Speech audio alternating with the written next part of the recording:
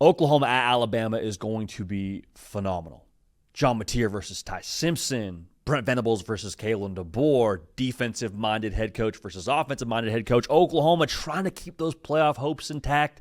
2-loss team.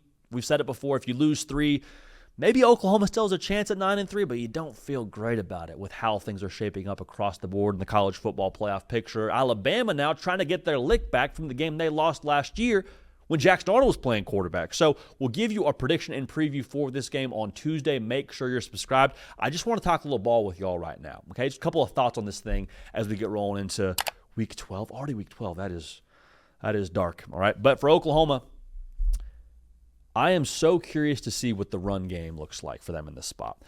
Bama hadn't been like a world beater on the defensive side when it comes to stopping the run, but we mentioned multiple times throughout the course of this season, hey, Oklahoma, you can't just have John Mateer run the football. Hey, Oklahoma, let's get something going on the ground with someone not named John Mateer.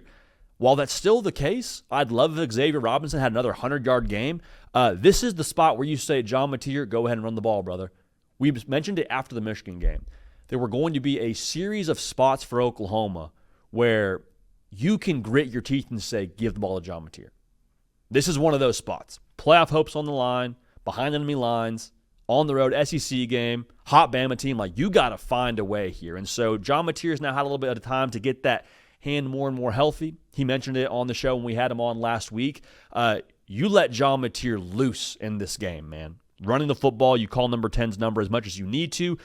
This is one of those spots where you just do whatever it takes. And whatever it takes, I think, is going to be a lot of different hands touching the football on the ground. John Mateer being one of those sets of hands. Now, on the defensive side, I think you got to create some turnovers here defensively, which is sort of a tall order because Alabama has been top 5 in America when it comes to turnover margin per game. Nobody's really been able to force that ugly Ty Simpson game. He's thrown 1 pick all year. You know what I'm saying? It's never like a multiple 3-interception, 2-interception game from Ty Simpson.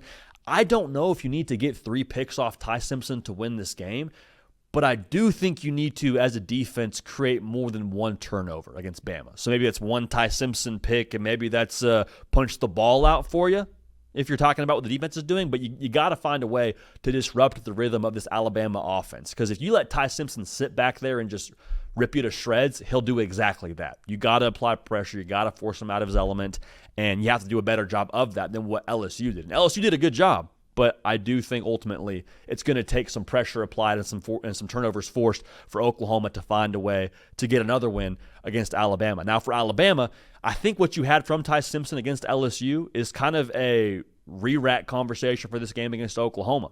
LSU had the ingredients to rush the passer. Now, LSU had to rush the passer.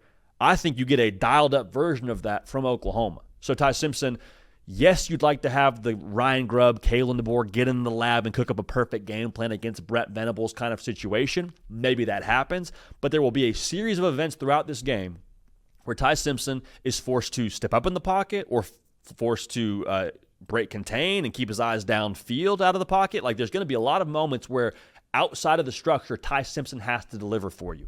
Those moments could ultimately define this game for Alabama. Because what I just said, you need turnovers if you're Oklahoma, right? Well, how do turnovers happen? Oftentimes, you get a broken play, you get a tip pass. What Ty Simpson does in those moments against the Oklahoma pressure will go a long way in determining the outcome of this game. Now, going back to the Alabama offensive approach here, I'm curious, how much does Alabama need a run game in this spot? Because my initial thought is I don't believe you can be one-dimensional and beat this Oklahoma defense. Now, maybe you say, well, JD, we just have John Mateer's number on this day, and we force them left-handed, and they don't get anything going offensively. And it's a rerun of LSU, Alabama from this past Saturday, where it's a 20 points from Alabama, and you hold Oklahoma to 9. Like, more power to you if that happens. I don't know if you want to depend on that.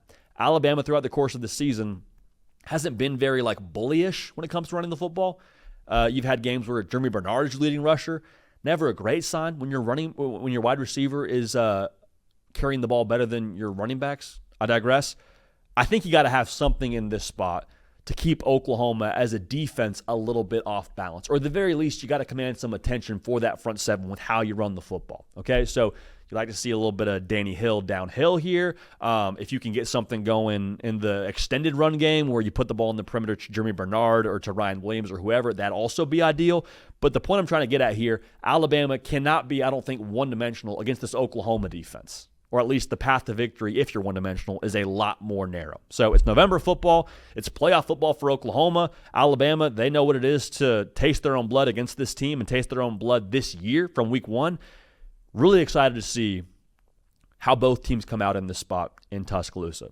Will be one of the games of Week 12. Heck, it might be the BetMGM game of the week for us on this show. Not committing to that, but just food for thought. So in the comment section, Oklahoma fans, Bama fans, drop a final score prediction for this game. It is wild. It's already Week 12, but we're going to make sure we enjoy the heck out of this college football season all the way up to and through the confetti dropping in Miami. If you want to be a part of all that, make sure you're subscribed to this channel. Cato on the ones and twos, myself, JD Pickell. We appreciate y'all. We love y'all. We're going to keep this party rolling. We will see y'all next time.